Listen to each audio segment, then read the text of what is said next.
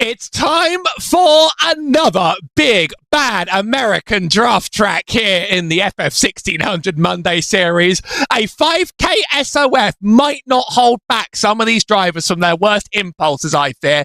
It's Road Atlanta on the Forza Monday series here on Maconi Entertainment. Road Atlanta has one of the longest straights we're going to be facing in this championship. You might want to talk us through just how this is going to play out for us. Well, I will say right off the bat that this is going to be an absolutely horrifying race for some of us, and I have a feeling it will be for the drivers along with us here in the broadcast booth. You know, funnily enough, before we actually loaded into this race, we were getting good luck messages. Not the drivers, we were getting good luck messages, just trying to keep up with all the drama here around this racetrack. I personally absolutely adore Road Atlanta. I think it is a fine racetrack. 12 turns, allegedly. And you got that massively long back straightaway leading into that turn 10 chicane, one of the latest alterations to this race circuit. It is still going to be a fun one. Going to be terrifying, but fun nonetheless.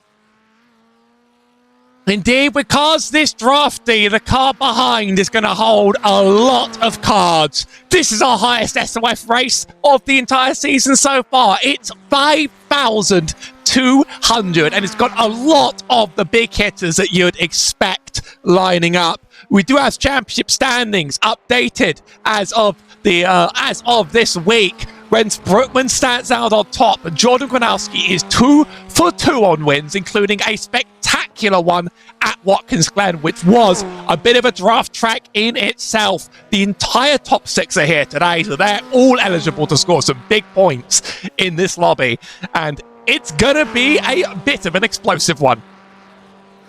Oh, it probably will. Just one more race from this already very hectic, very hard to pin down, but overall incredibly enticing season that we've had up to this point. 3 winners have visited victory lane in these Monday top split broadcasted races here on Maconi Entertainment. Jordan Gronkowski off the back of 2 straight, one at Watkins Glen 1 week ago, one at Summit Point the week prior. But as it stands presently, we're shifting off into qualifying 2 laps and 8 minutes allotted to these racers to try and get the job done. And I do want to raise this. We've only had 2 pole sitters, 2 separate pole sitters up to this point here in the season. It was Fraser Smith grabbing the poles at Alton Park and the Red Bull Ring. Then Rens Brookman's off the back of 2 straight at Summit Point and Watkins Glen. So let's see if one of those 2 drivers is maybe going to break a potential tie, or if we're going to have a brand new pole sitter here today. Let's just find out. Well, you love this track. You might be able to provide the best commentary of it. Jordan Gronkowski is going to be setting off first lap, and a lot of elevation change up and down this hill. This car with no downforce. It's going to be fun trying to get it down, I think.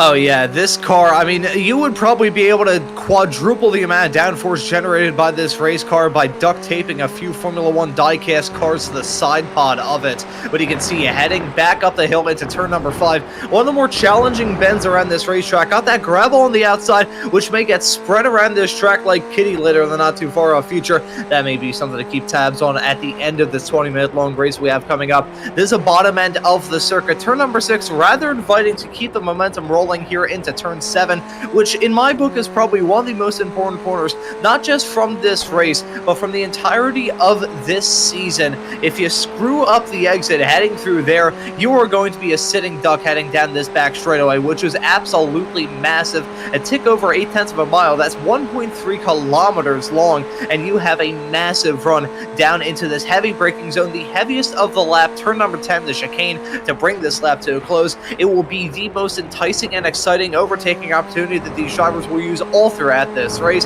but can also end in tears with that bottleneck of a chicane. Now cresting the hill under the bridge, shooting back down into turn number 12. This track is an absolute classic in American motorsports. Of course, it's hosted Petit Le Mans every single year since 1998. Used to host the SCCA National Championship runoffs where some Formula Ford machinery ran there for many, many moons. But this track, even with the modifications that have been made to it, it is still not F1 grade safe and smooth. This is a track that has that old school flair to it. It's old fashioned, it's old school, and it can put on some old school fun as well.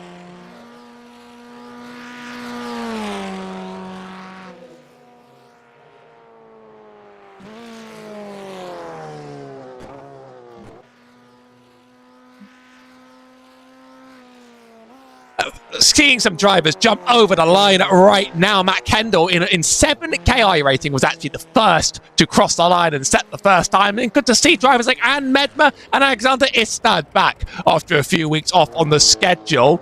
Daniel Tufts looks like he was quite some time off with a 1:31. Andrea Bellotti yet to set a clean one. Jordan Gronkowski only finishes 10th in qualifying, but he has been a driver for charging up the road at maximum speed. Also noticed Daniel Tufts have quite the disappointing run. I think he'll be starting from the back.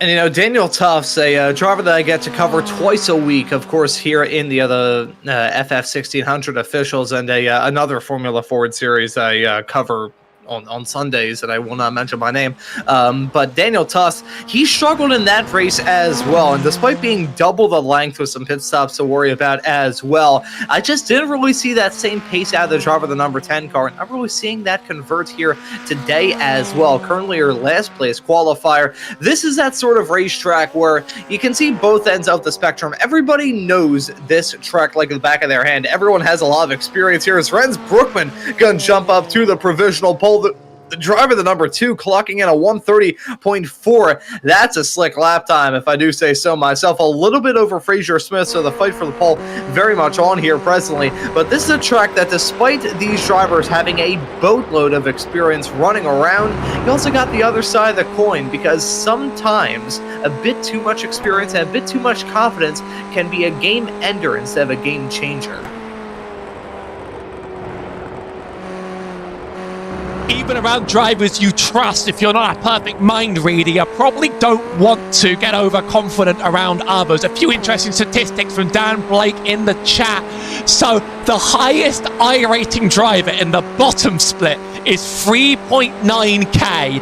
They have to share the track with a 700 I-rating driver. We've double split this race with extraordinary spreads. Missing out on this race with 3.9k I-rating is tough. The championship points do roll over to the second split, so if you gain more iRacing championship points than a driver in the top split, you will jump them in our championship scoring.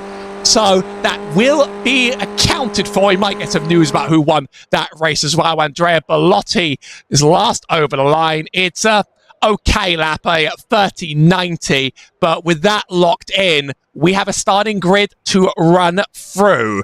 Indeed.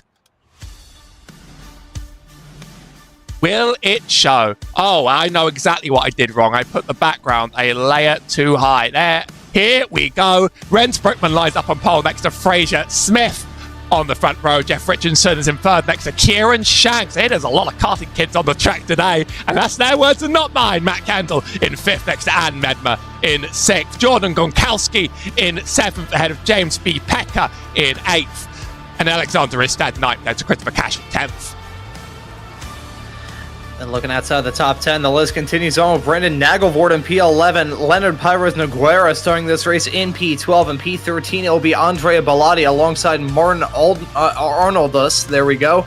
I will get his name pronunciation correct by the end of the season, I'm convinced of it. Graham Rory Hunt will start in P15 alongside Peter Vanden Nord in 16th, and looking right behind them, rounding out your field, it'll be Daniel Tufts starting in P17. Very uncharacteristic for one of the top drivers in this series to be starting a little bit farther in the back. But quickly, before we get this race up and rolling here, Howie, we want to note track temperature is rather hot at 110 degrees Fahrenheit. That's toasty. That is very, very toasty. There was a little bit of discussion in the race about whether drivers wanted to go four wide entering that final straight. I, myself, would advise avoiding it, but they're the ones on the track and not me. We'll see if they exercise this level of bravery. 20 minutes of racing as ever. We'll be around 14 laps on the good, and we're only 17x DQ. We've not seen one in a while, but it could kick off here. Quite a few unknown names have jumped into this top split. The drafting tracks do bring them, let me tell you that. We have every driver on the grid.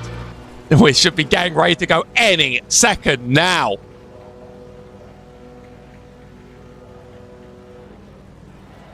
And we are green. Standing starts at Road Atlanta. I mean, cars end up around the corner, and a few jump out of line. At 14 of Kieran Shanks wants the inside setup. Going to get covered off by Jeff Richardson. Up the hill. They should be able to run this through side by side. Looks like Jeff Richardson's also had a good launch though and wants to challenge. Here comes the 14 of Kieran Shanks. That's a fast run, and immediately he's just going to punt. He is going to punt Fraser Smith right off the road. Well, I hear an apology in the chat already. That car is okay and in one piece, and Alexander Istad and Martin Arnoldo certainly aren't okay in the back. Yeah, Arnoldo's having a moment along with Istad. I could see those drivers banging wheels as they headed their way around turn number 4. Disaster for those racers at the start of this race. At the front, Brookman still leads over Richardson. Man up seeing that game of FF1600 leapfrog play out here as they head their way onto the backstretch for the very first time. Some drivers still squabbling up. That's Becker and Shanks, I believe, going side by side a little bit farther in the back of the pack. Let's see them heading their way down this straightaway. You can see the elevation change as they head their way through it. Deep in the mountains here in Georgia, and we're going to see a move potentially a little bit farther in the back. I'm sure these racers will not risk it at all. They are going to say, you know what, let's just go for moves at every single opportunity, and they're already going for it. Look at that descent from Shanks on Fraser Smith. Smith looking to try to hold his own inside of the top 7 right now, but he's got a hornet's nest right behind him. Shanks already ended up in Fraser Smith's cars once. I'm not sure he wants to do it again. A huge wide swing there by Fraser Smith. He sends himself into the grass with that one. He should consider himself lucky. That car's going in a straight line, and he's run wide again on the outside of that track by a Poundland car. Nonetheless, he's around and backwards. Yeah, with how sideways that car was and how bumpy the runoff area is down to turn number 1 as well. It is not silky smooth. It is grassy, hilly, and you are bound to hit a couple of gophers' homes as you head your way off through that section. Unfortunate there for Smith. Just had to lose it. There was only so much he could do in an off-track moment through turn number 1, which is probably going to be the major choke point for these racers. We're probably going to see these racers struggle with that corner a lot throughout this race, as we saw Matt Kendall briefly blink in and out of existence, hang through the bottom end of the track. Brookman, Richardson, Kendall, and Medema currently forming their own pack right now. Gronkowski a little bit farther in the background, has about half a second to claim before he can really start to squabble up with these racers we have on screen right now. But the top 5 basically all by their lonesome as a move from Richardson on Brookman into turn number 10. I think this top 4 are going to play their game together, and Medma leads the back of this field. Jordan Gronkowski's in it. I'm hearing there are disagreements on the voice chat all over the place. I think people aren't the happiest about some of the drivers that have dropped in today. Let me bring on some replays of stuff we've seen. First of all, in the back, I'm sure we can go back a little bit further than that, but that was a flying car. Here we go. We're on with Alexander Istad's car. He's alongside Graham Rory Hunt, I believe. It could be Cash. They run the same car design, but we'll keep an eye. So that's the incident that goes wide earlier. Oh, it's a bit of an accidental free wide. That would be Rory Hunt in the back, and that is just... Oh no, this is just a victim, a passenger, in an attempt to send it free wide up the hill. Meatball flags for both that got cleared. Here's Fraser Smith again. He runs himself a bit wide off the road down here. Dips on down. We've been keeping an eye on Kieran Shanks. He runs wide right into him there, and that's going to send his car around on the bumpy runoff. It's been a very difficult track. Somebody has said, and I don't have names on the faces when it comes to voices, but I've heard somebody say, if you get back up there, I'll help you back up because I feel bad for it. Well, he's off the track now. He's got a lot to make up on this draft track. Yeah, a lot of time to try and gain as a result of all of that. A messy start for those racers as they head their way off through 2, 3, and 4. I think Arnoldus, he damn near ballparked it as a result of that drama. That's the trouble spot when it comes to open wheeler cars, wheel-to-wheel contact. Not going to end particularly fancily, so thankfully He has rejoined the race, albeit he is well farther back, and thankfully we are running in the sim instead of running in real life. Otherwise, we'd probably have to read off a list of severe bodily injuries for Arnoldus instead of just letting you know that he's down to P16 as it stands presently. Alexander Istad, the only retiree from this race at the present moment. After the opening lap drama, we've had this race settle into a nice little groove, which I think is news that will be welcomed by all of these racers up and down the grid. You know, it's cool from us in the broadcast booth to have a bare knuckle fist fight for 20 minutes straight, but at the same time, there's only so many times that you can see a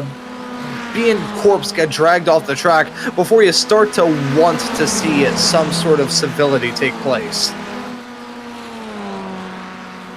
It's challenging as well. That red mist is in your head just a little, and you're running close to people that have already cost you places, and you just want to stay together and stay on the track, and it doesn't end terribly well. It has broken up this pack very, very well. So this top four running very much together. Jordan Gunkowski just further behind has about a second and a half each way. Consider him a factor. Oh no, that's Graham Rory Hunt and Leonardo Nogueira. What happened, guys? Oh, Nogueira missing the front nose cone on that car. He'll have to come down pit lane to try and get a little bit of rhinoplasty done on that car. Let's take a look at this, though. Down to the turn, Nogueira. Oh, no. 3 cars heading off into the turn and nothing that any of them really could have done. That's a little bit screwy if you're Nogueira, because you had Christopher Cash and Graham Roy Hunt right by each other. If those two swapped sides long enough, you probably won't be able to distinguish them with the exact same paint scheme. But the second major incident that we've seen thus far in this race, and a very easy one to have happen, with side-by-side racing down to the chicane. Who is our next blood sacrifice to Road Atlanta? Well, this long straight can be the source of many of it. That was just a single lock-up and error there by Leonardo that sets him back. Now, we're going to see how many cars we can fit it wide. Apparently, scientifically, the number is 4. But in racing conditions, 3 is about the extreme count before you consider it well and truly done. Smart play here is going to be to give up your position and get it back on the next lap. P1 and 2 not offering too much resistance to each other. You're not even halfway through the race, so you sort of let the move happen and then let it happen again. That leads this top 4, and Medma about to possibly lose touch with them, and Jordan Gunkowski also losing time. The next train is led here by James B. Pecker, Kieran Shanks, Brandon Nagelvort, and Daniel Tufts, all in train behind. Daniel did quite a good job after a difficult qualifying. He has the potential to really gain from this. Andrea Bellotti leads Cash and Van den Oord. Every lap, it's stories between these guys and passes between these guys on the track, and on their own are Fraser Smith, Graham Rory Hunt, Leonardo Nogueira, and Martin Arnoldas. Istad left the race immediately, and after that repair, Martin Arnoldas could actually get lapped by this train, which is very untypical in racing conditions, but could lead to an interesting dynamic. You know, I was just going to say, if we do have lapping in this race, that'll be horrifying for the drivers at the front of the field. I mean, this is an old school track. You don't have a lot of real estate to work with trying to get some moves done on your competitors, let alone with a lap car. I've seen many a race in a Formula Ford car result in a lapped car acting as a bit of a pick and seeing a driver go upside down moments later. Thankfully, we don't have lap traffic yet. Instead, we've got Jeff Richardson getting a move done on Renz Brookman down the backstretch into turn number 10. He clears him well before they even think about breathing on that brake pedal. But you can see that car of Arnoldus a little bit farther up the road. That, I believe, is him right there. Just see him a little bit off into the distance. Once we do get lap traffic involved in this, I think we will start to see these racers potentially work together for a very brief moment in a small little truce to say, you know what? 3-wide action as we're trying to overtake a lapped car, probably not the smartest strategy to preserve my safety rating. They're playing the game very well up front, but I'm curious as to how the last laps will go. We're hitting the halfway mark, and you almost deliberately want to be the car in second as you approach that final straight. I've seen races before. Zandvoort was a big one, where drivers sort of deliberately sandbagged each other in order to not be the one, because they knew that if they didn't play the game, they'd be passed on that final straight and it would all be over. I think there's going to be some quite untold aggression in the last few laps, and it's going to all flare up, and it's going to be very interesting seeing that dynamic, because these top two, I think they know what they're doing very well. They know to play the train, and doing so is locking out Matt Candle and Ann Medmer completely. But it's a matter of time. It's simply a matter of time until you're forced to make difficult decisions, and the race becomes strangely strategic in a bit of a hot point issue. Now, if you're a driver like Gronkowski or Nagelvor, I'd consider not battling on that last lap and hoping this lead pack take each other out, because they very much could do it now. Lap 8 has been started out of a possible expected 14.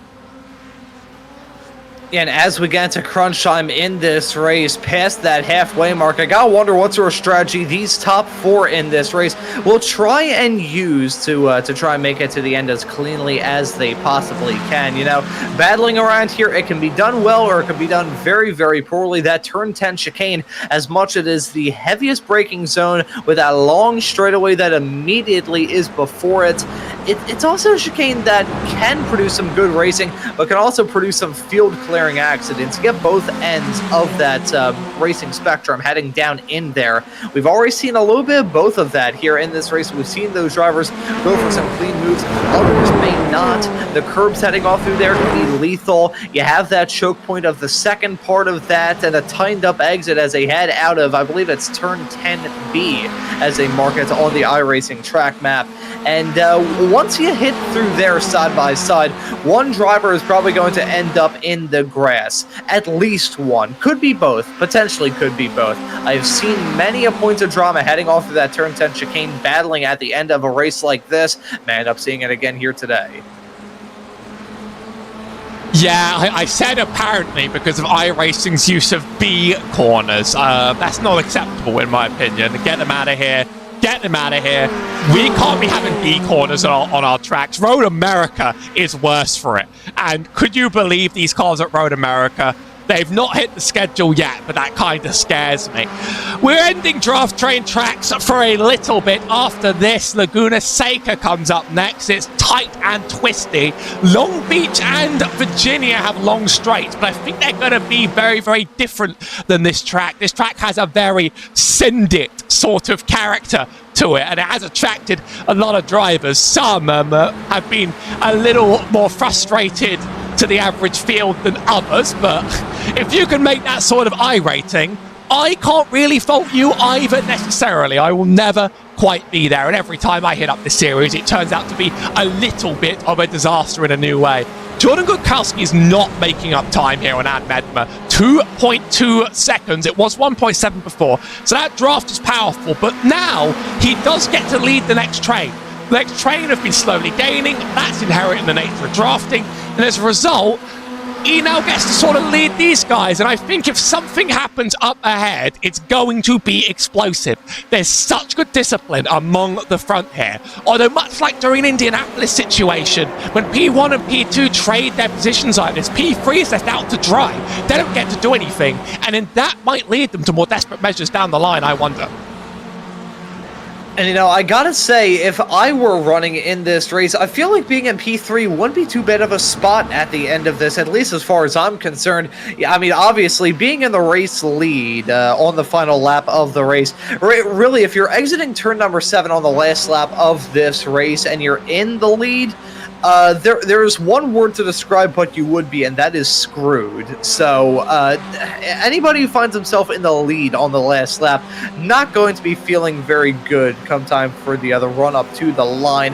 I feel like P3 may potentially be a good spot here. I will say, though, I can imagine that at least one of these drivers will potentially say, you know what, I'm going to stay back heading through turn 10, and I will wait to see if all of the drivers in front of me go off the track in a cloud of dust, smoke, and steam. Because, as you said, Howie, we can't necessarily rule that out heading their way through that chicane for the last time in this race. Brookman, Richardson, Kendall, and Medemna, they've been keeping it calm. They've been keeping it cool and collected. They haven't really been throwing haymakers at each other. We have seen the occasional swap-a-roo between Richardson and Brookman, but I don't really think that's them battling for position, more so just swapping around to get better fuel numbers, trying to cool off their car a little bit. In the case of that driver that's been tailing them for a lot, probably overcooking those engines. But no, we're not really seeing this battle flare up. We could call it the calm before the storm, if you would. I do wonder at what point you think it's right as P3. Matt Kendall, obviously fast, kind of staying out of this top two for now, which is sensible for a while, and then eventually you have to play the game, and eventually you have to try and win it. And that's the challenging part for me, is the final lap might be too late, lap 13 might be too early, and you really only get to commit to one of those paths. I love the game of asking a commentator what they would do is a joy. So what would you do, Ron, my SCCA legend? That is definitely a stretch there, but if it were me, I would go for it on the last lap to invoke a little bit of story from my karting days. I think I've said this on these shows before, especially when it comes to a show where we have a drafting shootout right at the end. Back in my karting days, running in the autocross with the Sports Car Club of America, I always wanted to have my final run be the final run for all the karts. That way, nobody could challenge me. I would get the last word. It's like being in a qualifying session, group qualifying, whatever it may be, being that last car out on the road. So any sort of lap time that you laid down, there's no way to respond to it in the case of your competitors. That's always what I like to do back in my karting days. I feel like if I was running in this race, I would wait for that last lap, try and time that run through turn number 7, heading onto that back straightaway for the final time. That would be what I would do, albeit very good reason why I'm behind the microphone instead of behind the wheel. I'll say one thing though as well, Jordan Gronkowski's dropped down like a rock, now down in P9. We didn't really see him contend with these top fours. He lost the draft and started to drop back, but something even worse is going on for him. Not sure what the deal is for the driver of the 5. If you're not leading that train, I'm afraid time might be running out for you, and Gronkowski, he's almost going to lose touch with the second train entirely in itself. So it's one thing giving up every single place, which is already quite challenging, but now they might just run away from you, and Kieran Shanks will be the next to inherit a possible shock win if everything else explodes. Not really sure what the game is there, but the next pack is led by Andrea Bellotti, Peter van den Noorden, Christopher Cash remain in touch before it's all solo drivers all the way down to the back. A little bit more the same here. Jeff Richardson. Let's see if we can do the maths, on if no one plays games, what's going to happen? Jeff Richardson leads lap 12. Renz Brookman leads lap 13. Jeff Richardson leads lap 14. That's what the maths would look like. This track doesn't terribly trend itself well towards drag races to the line. That start-finish line, very early in the corner, and you don't get a good run before it. So you're not going to be able to side-by-side throw your car down that hill. He's pulled out a lead, and it's pulling quite comparatively. That lead is pulling out remarkably quickly. Further back, I think we are now starting to battle. Here's Nagelvort and Pekka. They're running quite aggressively side by side. Daniel Tuff's also within range of this, and Jordan's back in the game as well. Kieran Shanks is running away. He's hoping to inherit this P1, but the rest, they're getting feisty now. Yeah, these drivers seeing the end of this race coming up here in the not too far off future, they're starting to risk it for the biscuit. They are going for the moves. They're trying to figure out where to get those moves done right now. What I could say to describe this section of the race, and the section of the race that we've been in now for the past, I would say, probably about 3 to 4 laps, it is the test the waters era. You see these drivers dipping their toes in the water, trying to figure out what the temperature is.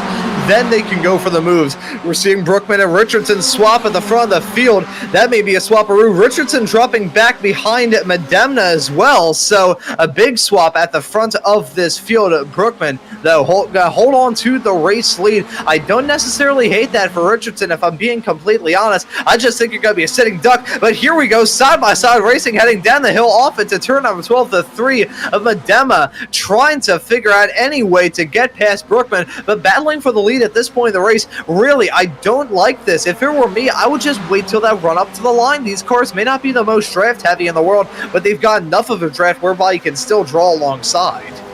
Who knows what we're going to see? All I know is that somebody has to lead. Watch your car reference on the side. My mouth is going to get tired by the end of this run, I'm sure of it. Brent Brookman in a precarious position as we enter this long final straight. Jeff Richardson, I think, wants to make the move already, but he doesn't quite have the run. Gets covered off well by Ann Medmer, who sat in 4th this whole time. Didn't even think about P3. Didn't even think about playing the game with Matt Kendall. He's now thought about it now. It's a very, very good lead by Renz Brookman. He's had a killer final lap.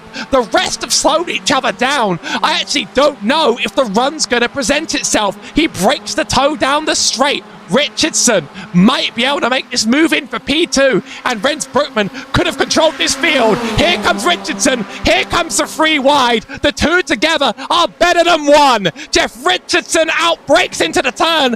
Brookman steers and slides across Medmer, and this could lead to a run down the line. He lost a lot of traction out of that final chicane. This win is Richardson's, and I think Medmer takes the P2. Holy cow, right as we were thinking that it was going to be Brookman's for the taking, the both of them form a pincer movement on the driver of the number 2 car, and he drops down to 3rd and well wheeled at the end of this race for Ann Medemna. That was brilliant stuff, heading their way out of the turn number 10 chicane in the run up to the line. That was some glorious stuff to talk about at the end of this race. That was some glorious stuff to see.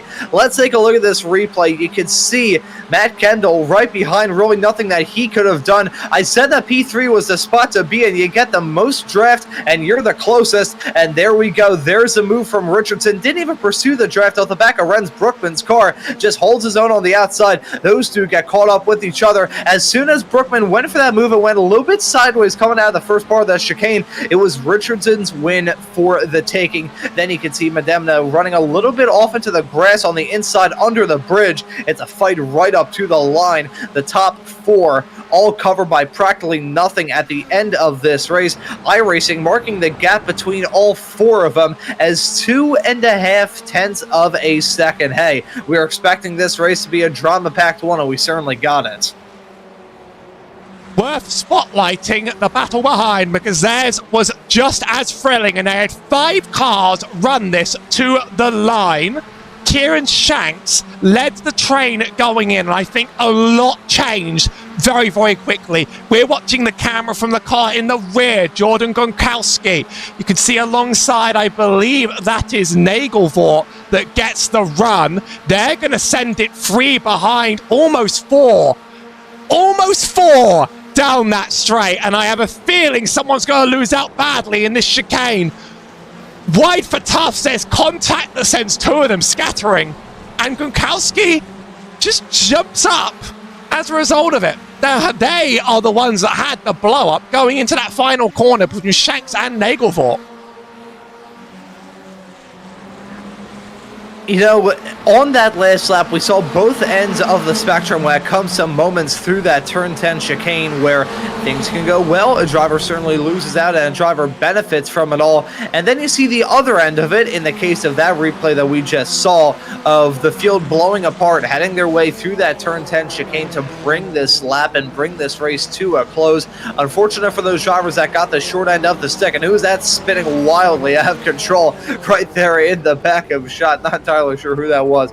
At a wild ride, though, for certain. But yeah, that was actually, no, there we go. That was Arnoldus there in the number 17. A pretty hectic race for him, and it ends in rather fitting fashion with the rear tire broken off the car after the damage we saw him collect earlier on in this race. But Howie, that right there was a sort of draft action that we were expecting for sure here at Road Atlanta. And my oh my, I mean, it's stressful for all of us, commentators and drivers alike, but my oh my, those finishes always make up for it.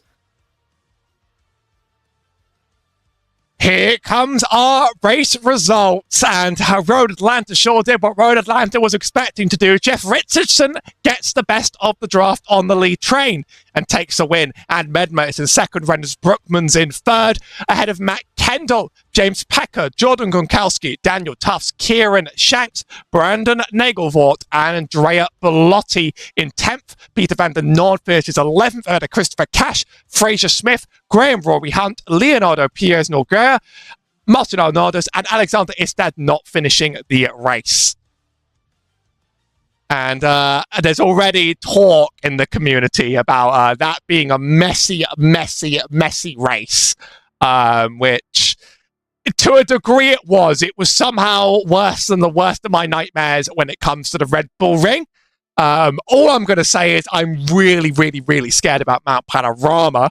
That one's on the way, and that one is just going to send us all flying. But there's still a big variety in the schedule down the road. We have to speak to one or two drivers who might not get the top three in order just because I don't know if Jeff Richardson knows the procedure. I've tried to get people's attention, but I'll leave you, Ron, for now with someone that we definitely can talk to, is our P3 finisher, Rens Brookman.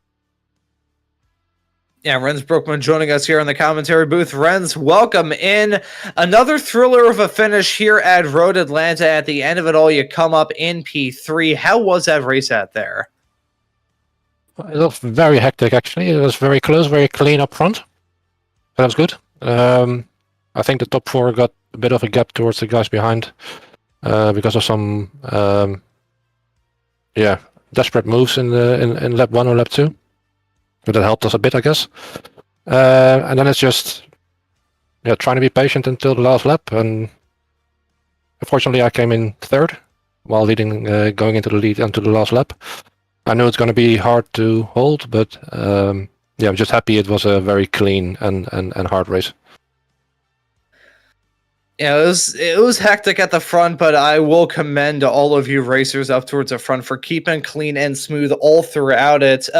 Thankfully, though, we are getting to the end of the drafting section of this calendar. Still going to be staying stateside, though. Next time out, going to be running at Laguna Seca in 1 week's time. What are your thoughts heading off to that race? Looking forward to Laguna Seca. It will be a nice change for it to not be a draft track. It's quite. I mean, it is nice for racing, but I've been on pole the last couple of weeks, so it would be nice to have a track where it's a little bit less of a factor, let's say. And let's see what I can do then. Regardless, I think with how close everybody is, people will be close there too. So. Might not be as much of a draft track, but it will still be a close race, I guess. Yeah, I'm really looking forward to seeing how that race at Laguna Seca is in 1 week's time. The run-up into the Andretti hairpin on lap number 1, not necessarily looking forward to that, but we'll just have to wait and see how the race is in 1 week's time. But Rens, we'll let you give thanks and shout-outs before we let you go and get some practice in for Laguna. Yeah, no, thanks to all the regulars. All the other drivers. Congrats on the win for Jeff. He drove really well, really clean, and I guess timed his move perfectly. But yeah, just thanks for everybody, and you guys, of course, for doing the broadcast. And thank you as well for joining us here in the commentary booth, friends. Well done, the P3, and looking forward to seeing you out there on the racetrack at Laguna Seca in 1 week's time. Cool, thanks, guys. Not heard from anyone else. Martin Arnoldas says he is not in a family show mode right now. I just thought I would I just thought I would do a sort of a dedication to one of our. If I had like classical music, I would. If I had classical music to play alongside this, I'd consider. Gee, let me find a way to make this work. Where I'm trying to find those opening recs. Trying to find those opening recs because Fraser was involved twice in more and more extraordinary ways, and I just want to catch. Where's our main driver here? Kieran Shanks is the one that people say they will remember. Here we go. I've got this. Okay. I think. Have I got the right one? I'm just listening in my ear. Yeah, this will do. This suits a driver that the community says they've never seen before and might go down in historic memory. A dedication to... I mean, the Juan Pablo Montoya helmet is a classic. Let's just... I'm not gonna say anything because I can see him in the YouTube chat, so I'm just gonna. This is not my place. He apologized. He apologized. See, I had an odd little trinket that I have on my desk that I was going to use to supply some sound effects during this race, but I'm not really sure if it fits. To be fair, there's debate about lap 2. It's 50-50 split. So, and it's not just him. Other people have made the argument as well. Fraser Smith has many fans in the chat that will argue his side no matter what. But it was a dramatic race, and I'll even include one extra wreck on top of that.